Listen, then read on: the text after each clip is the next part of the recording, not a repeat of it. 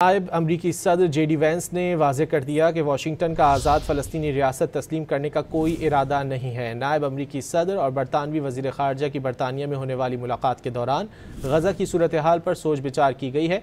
इस दौरान JD vents ने कहा है कि अमरीकी सदर और हुकूमत का इस हवाले से मौक़िफ़ बिल्कुल वाज़ेह है। गज़ा अमरीका का अव्वलीन हदफ हमास का मुकम्मल खात्मा है ताकि बेगुनाह इसराइली शहरियों का दोबारा कत्ल ना हो सके। दूसरा अहम हदफ गज़ा में इमदाद और खुराक की फराहमी है। अमरीका गज़ा में इंसानी बहरान के खात्मे के लिए कोशां है।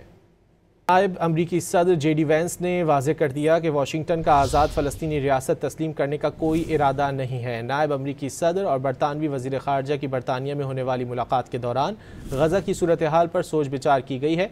इस दौरान JD वैंस ने कहा है कि अमरीकी सदर और हुकूमत का इस हवाले से मौक़िफ़ बिल्कुल वाज़ेह है।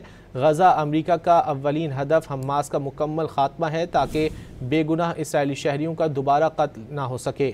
दूसरा अहम हदफ गज़ा में इमदाद और खुराक की फराहमी है। अमरीका गज़ा में इंसानी बहरान के खात्मे के लिए कोशां है।